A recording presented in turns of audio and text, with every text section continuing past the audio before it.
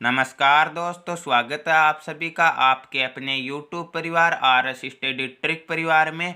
और जैसा कि आप थंबनेल में देख रहे हो और आप सभी को पता है कि अपनी राम सिंह यादव की पुस्तक के पूरे 50 पेपर कंप्लीट हो चुके हैं और उसके बाद में हेराल्ड पुस्तक के भी 40 पेपर कंप्लीट हो चुके हैं। और आज के वीडियो में हेराल्ड पुस्तक का 41वां पेपर करेंगे, जिसमें सामान्य ज्ञान, सामान्य विज्ञान, गणित एवं रीजनिंग सहित पूरे 50% दिए गए हैं। और यदि आपकी प्रतियोगी परीक्षाओं में तैयारी अच्छी है और आपका भी सपना है वर्दी पाना, तो इन 50 में से कम 40 प्लस का आपको टारगेट रखना होगा और अंत में कमेंट बॉक्स में कमेंट करके बताना होगा कि 50 में से आप कितने सही कर पाए।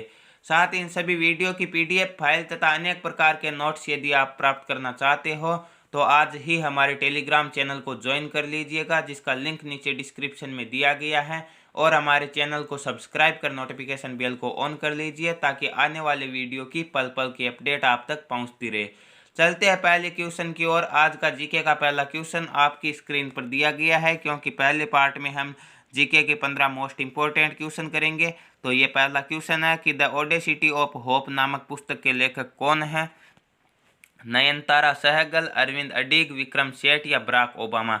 द ओडेसिटी ऑफ होप किसकी पुस्तक है? तो ये अमेरिका के पूर्व राष्ट्रपति बराक ओबामा की है। ऑप्शन नंबर डी राइट होगा।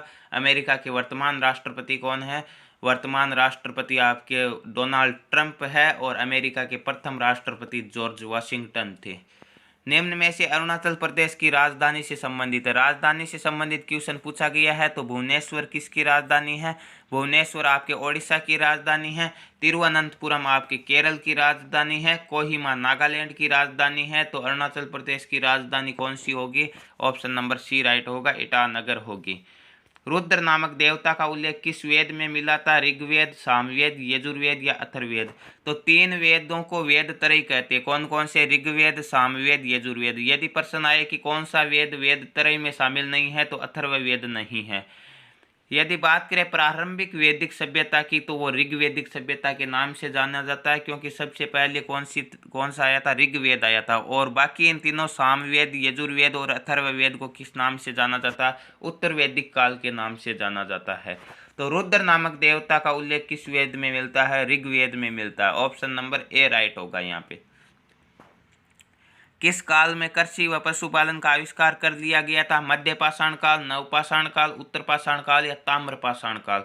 तो कृषि व पशुपालन का आविष्कार आपके नवपाषाण काल में किया गया था। ऑप्शन नंबर बी राइट होगा यहाँ पे। 1925 में किस सभ्यता का उत्खनन किया गया?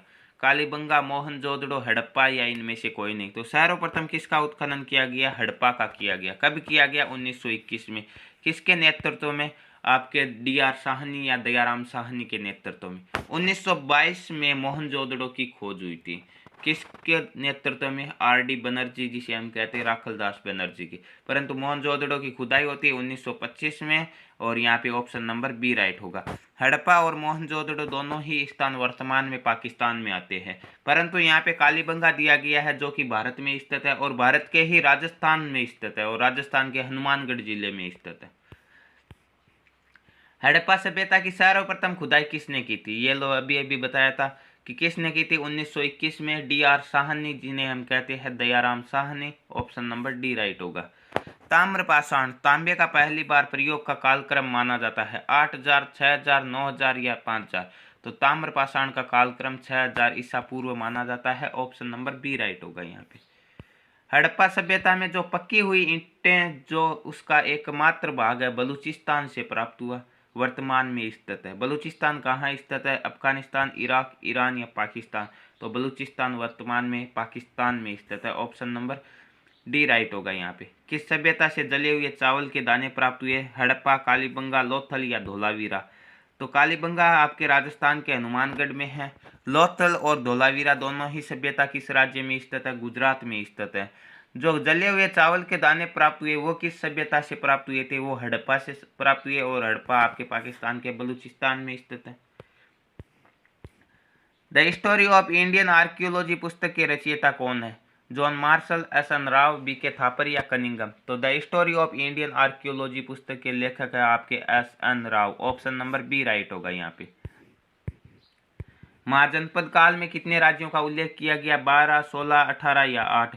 तो महाजनपद काल में कुल कितने महाजनपदों का उल्लेख हुआ था? 16 महाजनपदों का उल्लेख हुआ था। ऑप्शन नंबर बी राइट होगा। 16 जनपदों में से सबसे प्रथम मगध राज्य था, जो वर्तमान में स्थित है। मगध साम्राज्य की उस समय की राजधानी गिरिवृज के बाद में पाटलिपुत्र हुआ करती थी, जो वर्तमान में पटना के नाम से प्रसिद्ध है और वर्तमान में बिहार की राजधानी भी है। तो मगध साम्राज्य उस समय बिहार का हिस्सा हुआ करता था। ऑप्शन नंबर ए राइट होगा यहाँ पे। सर्वप्रथम सोने के सिक्के प्रथम शताब्दी में किन राजाओं द्वारा जारी किए गए? हूण, शक, कुषाण या सातवाहन? तो सोने के सिक्के विमकटपिशेष नामक राजा द्वारा जारी किया गया। और विमकटपिशेष नामक राजा किस वंश से संबंधित था? तो ये कुषाण वंश का शासक था विमकटपिशेष, उसने सोने के सिक्के जारी किए गए थे। ऑप्शन नंबर सी राइट होगा। और कुषाण वंश के बात करें संस्थापक की, तो संस्थापक था इसका कुजुल और कुषाण वंश का सबसे शक्तिशाली शासक की बात करें तो वो था आपका कनिष्क। और कनिष्क के समय में ही चौथी बौद्ध संगीति का आयोजन हुआ था। नेक्स्ट दिया गया कि देवानंद प्रियदर्शी के नाम से किस राजा को जाना जाता है? चंद्रगुप्त मौर्य, अशोक, हर्षवर्धन या समुद्रगुप्त? तो देवानंद प्रियदर्शी के नाम से आपके अशोक को जाना जाता है। ऑप्शन नंबर बी राइट होगा यहाँ पे। चौथी शताब्दी ईसा पूर्व मगध की राजधानी किसे बनाई गई? कलिंग, पाटलिपुत्र, विजयनगर या राजगृह? तो प्रारंभ में मगध की राजधानी राजगृह या गिरिव्रज हुआ करती थी, परंतु चौथी शताब्दी ईसा पूर्व उदयन नामक राजा ने, हरियक वंश का राजा था उदयन, उन्होंने पाटलिपुत्र बसाया और पाटलिपुत्र को मगध की राजधानी बनाया। ऑप्शन नंबर बी राइट होगा। तो ये थे आपके जीके के 15 मोस्ट इंपोर्टेंट क्वेश्चन। आज के सभी प्रश्न हिस्ट्री से संबंधित थे। और नेक्स्ट पार्ट में हम बात करेंगे साइंस के मोस्ट इंपोर्टेंट प्रश्नों की। विज्ञान का पहला प्रश्न आपकी स्क्रीन पर दिया गया है कि निम्न में से उर्वरक नहीं है। यूरिया, क्या यूरिया उर्वरक है? नहीं है। पोटास भी नहीं है, अमोनियम सल्फेट भी नहीं है। तो ऑप्शन नंबर डी राइट होगा, उपयुक्त में से कोई नहीं। हल में उपस्थित लोहे की तिकोनी पत्ती को कहते हैं, क्या कहते हैं? नोक, फाल, हलसेप्ट या इनमें से कोई नहीं? तो हल में उपस्थित लोहे की तिकोनी पत्ती को हम क्या कहते हैं? फाल कहते हैं। ऑप्शन नंबर बी राइट होगा यहाँ पे। हार्वेस्टर का उपयोग किया जाता है खरपतवार सिंचाई करने में, फसल को काटने में या बीज की बुआई करने में? तो हार्वेस्टर का प्रयोग किया जाता है फसल की कटाई में। ऑप्शन नंबर सी राइट होगा। कल्टीवेयर का प्रयोग किया जाता है बुआई में, जुताई में, निराई में, सिंचाई में? तो कल्टीवेयर का प्रयोग किया जाता है जुताई में। ऑप्शन नंबर बी राइट होगा। फलीदार पौधे की फसल द्वारा भूमि में जिस तत्व की मात्रा बढ़ती है वह है फास्फोरस, पोटेशियम, नाइट्रोजन, ऑक्सीजन? तो फलीदार पौधों की फसल से किस तत्व की मात्रा बढ़ती है? नाइट्रोजन की मात्रा बढ़ती है। ऑप्शन नंबर सी राइट होगा इस क्वेश्चन का। और नेक्स्ट पार्ट है कि सल्फर युक्त सब्जी कौन सी है? आलू, पत्ता गोभी, बैंगन, लौकी या कद्दू? तो सल्फर युक्त सब्जी आपकी इनमें से पत्ता गोभी होगी। ऑप्शन नंबर बी राइट होगा। नेक्स्ट क्वेश्चन दिया गया कि सूक्ष्म जीवों को किसकी सहायता से देखा जाता है? माइक्रोस्कोप, टेलीस्कोप, स्टेथोस्कोप या इनमें से कोई नहीं? तो सूक्ष्म जीवों को माइक्रोस्कोप की सहायता से देखा जाता है। ऑप्शन नंबर ए राइट होगा यहाँ पे। नेक्स्ट क्वेश्चन है संचरणीय रोगों का सबसे मुख्य कारक है? चींटी, घरेलू मक्खी, ड्रैगन मक्खी या मकड़ी? तो संचरणीय रोगों का मुख्य कारण घरेलू मक्खी होती है। ऑप्शन नंबर बी राइट होगा। और नेक्स्ट क्वेश्चन है कि चीनी को एल्कोहल में परिवर्तित करने की प्रक्रम का नाम है? नाइट्रोजन का स्थिरीकरण, मोल्डिंग, किण्वन, संक्रमण? तो ऐसी प्रक्रिया चीनी को एल्कोहल में परिवर्तित करने की प्रक्रिया, शराब बनाने की प्रक्रिया, यह सभी किसके कारण होती है? किण्वन प्रक्रिया होती है। ऑप्शन नंबर सी राइट होगा। इसरो किसका संक्षिप्त रूप है? ISRO Indian space research organisation. Option number B right होगा, जिसका मुख्यालय बेंगलुरु में है और वर्तमान में प्रमुख कौन है? के सिवान है। नेक्स्ट दिया गया कि डेंगू के वायरस का वाहक है? मादा एनफ्लूएंजा मच्छर, मादा एंडीज मच्छर, उपरोक्त दोनों या इनमें से कोई नहीं? तो मादा एनफ्लूएंजा मच्छर तो किसका वाहक है? मलेरिया का वाहक है। तो डेंगू का वाहक कौन होगा? मादा एंडीज मच्छर होगा। ऑप्शन नंबर बी राइट होगा। अनाज के परिरक्षण के लिए निम्न में से किस पदार्थ का प्रयोग किया जाता है? सोडियम बेंजोएट, सिरका, सोडियम क्लोराइड या पोटेशियम परमैंगनेट? तो अनाज के परिरक्षण के लिए आपके सोडियम बेंजोएट का प्रयोग किया जाता है। ऑप्शन नंबर ए राइट होगा। नेक्स्ट दिया गया कि निम्न में से कौन से प्लास्टिक पर तेल व जल चिपकता नहीं है? पीवीसी, बेंकेलाइट, पॉलीथीन या टेफ्लॉन। तो टेफ्लॉन पर आपके तेल और जल नहीं चिपकता। ऑप्शन नंबर डी राइट होगा यहाँ पे। नेक्स्ट क्वेश्चन दिया गया कि डीएनए के कोडकरण खंड को क्या कहा जाता है? कोडोन, म्यूटोन, इंट्रॉन या एक्सोन। तो डीएनए के कोडकरण खंड को आपका ऑप्शन नंबर डी राइट होगा, एक्सोन कहा जाता है।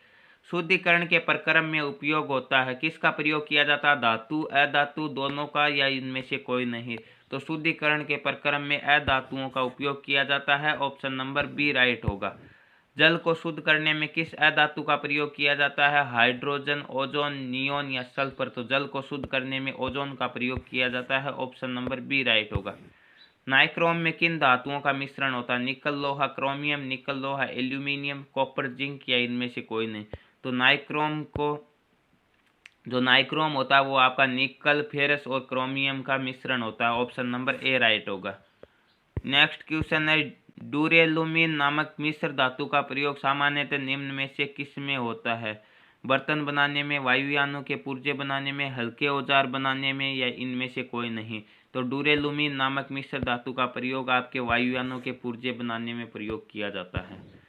अधातुओं के ऑक्साइड की प्रकृति सामान्यतः होती है, कैसी होती है? क्षारीय, अम्लीय, उदासीन या इनमें से कोई नहीं। तो अधातुओं के ऑक्साइड की प्रकृति सामान्यतः अम्लीय होती है। और इसके साथ ही आपके साइंस के मोस्ट इंपॉर्टेंट क्वेश्चन कंप्लीट होते हैं। और नेक्स्ट पार्ट में हम करेंगे गणित के अति महत्वपूर्ण प्रश्न।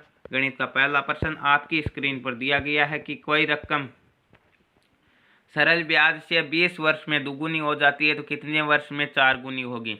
तो इसके लिए एक आसान सा सूत्र है। सूत्र क्या होता है? n1 -1/n2 -1 बराबर क्या करना हमें? t1/t2। ठीक है। n1 का मतलब क्या होगा? पहले कितनी होती है? दुगुनी होती है तो 2 - 1। फिर कितनी होती है? 4 गुनी। 4 - 1 बराबर t1 कितना दिया गया? 20 वर्ष दिया गया बटे t2 हमें ज्ञात करना दूसरा समय। अब हमें क्या करना? वज्र गुणा करवा दो। यहाँ पे क्या करेंगे? 2 में से 1 घटाएंगे 1, 4 में से 1 घटाएंगे 3। तो 20 t2 बराबर कितना आ जाएगा? t2 बराबर आ जाएगा 20, 3 कितने हो जाएंगे? 60। तो 60 वर्षों में वह राशि 4 गुनी हो जाएगी। ऑप्शन नंबर सी राइट होगा यहाँ पे। नेक्स्ट क्वेश्चन, एक कक्षा में 100 विद्यार्थियों का औसत वजन 46 किलोग्राम है। ठीक है। लड़कों का औसत वजन 50 है और लड़कियों का औसत वजन 40 है। कुल औसत वजन 46 है, यही दिया गया। अब हम क्या करेंगे? इनका अंतर कितना? इनका अंतर है जो कि 4 है, इसके नीचे लिख दो। इनका अंतर कितना है? इनका अंतर 46 और 40 का 6 है। तो लड़कों और लड़कियों का अनुपात कितना हो गया? 6:4। कुल अनुपात कितना हो गया? 6 और 4 10।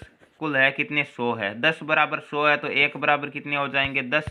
6 बराबर हो जाएंगे 60, 4 बराबर हो जाएंगे 40। तो 60 लड़के और 40 लड़कियां हैं। ऑप्शन नंबर ए राइट होगा यदि लड़कों की संख्या पूछता है तो। एक व्यक्ति ने एक वस्तु को विक्रय मूल्य के 9/10वें भाग में खरीदा।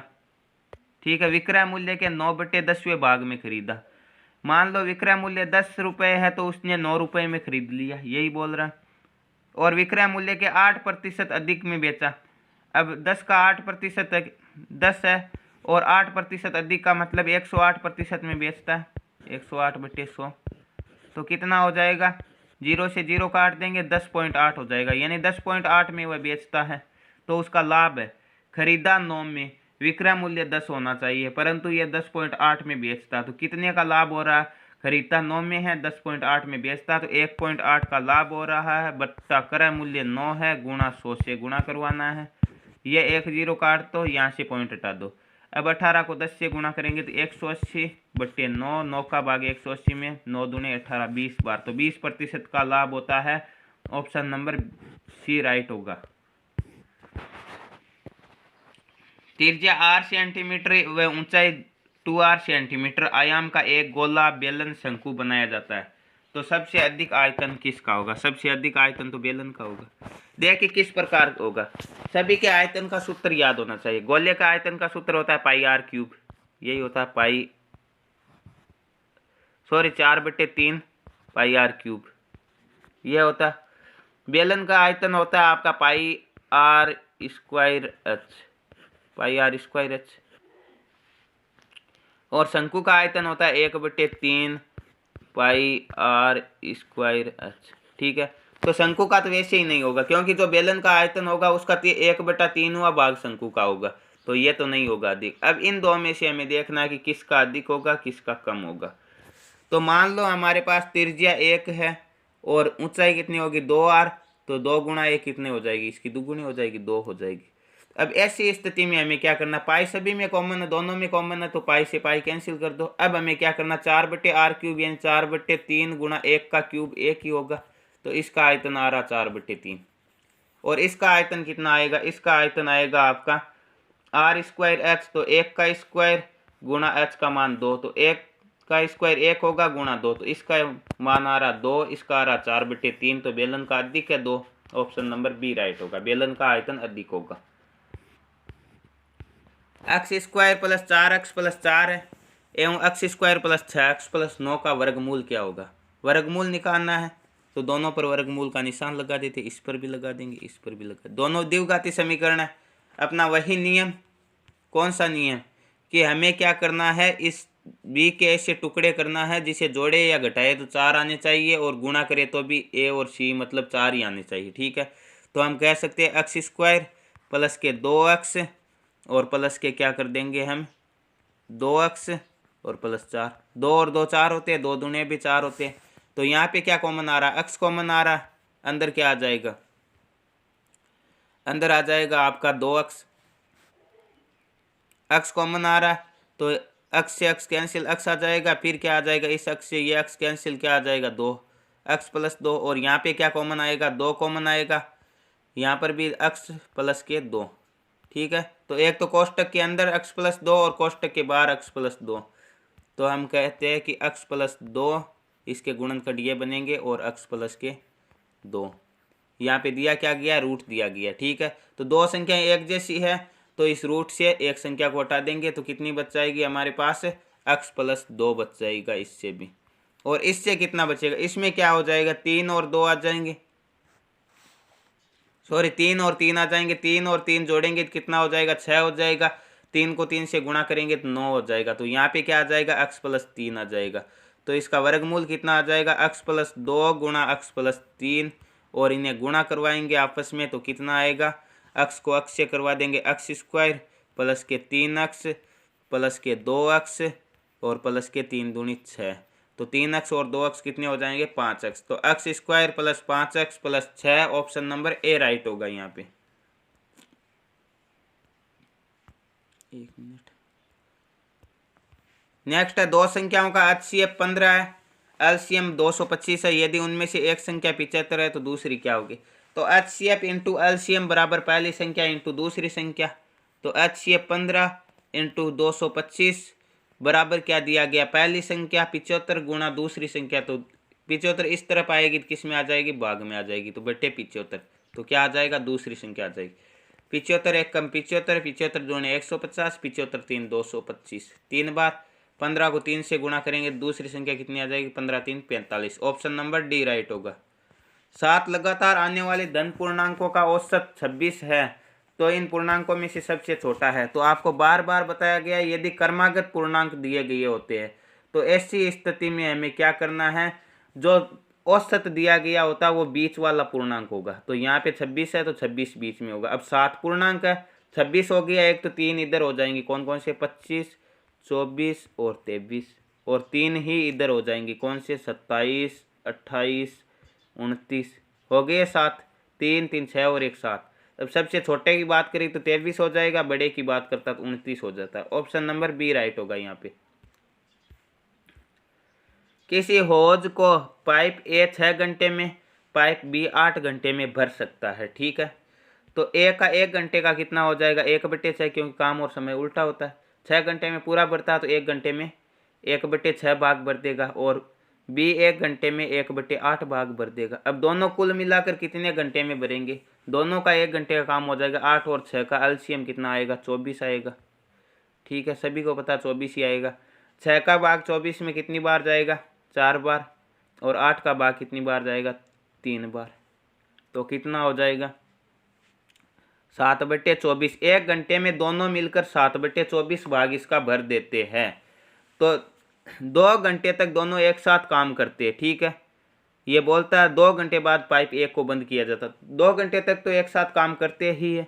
तो 2 घंटे में ये कितना काम कर देंगे, 1 घंटे में 7/24 करते हैं, 2 से गुणा करवा दो, 2 से ये 1 बार, 2 से 12 बार, तो 2 घंटे में 7/12 भाग भर देते हैं उसका। अब बी को अकेला भरना शेष भाग, तो शेष भाग कितना है, तो देखिए 7/12, मान लो कुल भाग 12 है, उसमें से 7 भाग 2 घंटे में भर देते हैं, तो शेष कितने बचे, 5 भाग, और कुल भाग कितना 12, तो 5/12 भाग बी को अकेले भरना है। तो बी को 5/12 भाग भरना है, और बी का 1 घंटे का काम कितना है, अभी अभी हमने देखा था 1/8 है, तो 5/12 में 1/8 का भाग देना है, और भाग देने का अपना नियम 1/8 को 8/1 में लिख कर गुणा करवा दो। 4 से 2 बार, 4 से 3 बार, 5 दूने 10/3, 10 में 3 का भाग कितनी बार जाएगा, 3 3 9, एक शेष पल बचेगा, बटे भाग देना है 3 का, 3 सही 1/3, ऑप्शन नंबर बी राइट होगा। यहाँ पे किसी त्रिभुज की भुजाएं 1/3, 1/4, 1/5 के अनुपात में है, इसका परिमाप 94 सेंटीमीटर है। त्रिभुज की सबसे छोटी भुजा कौन सी होगी, तो ऐसी स्थिति में हमें क्या करना, जब भिन्न के रूप में अनुपात दिया गया है तो समान अनुपात के लिए आपको इन्हें क्या करना होगा, इसका एलसीएम लेना होगा।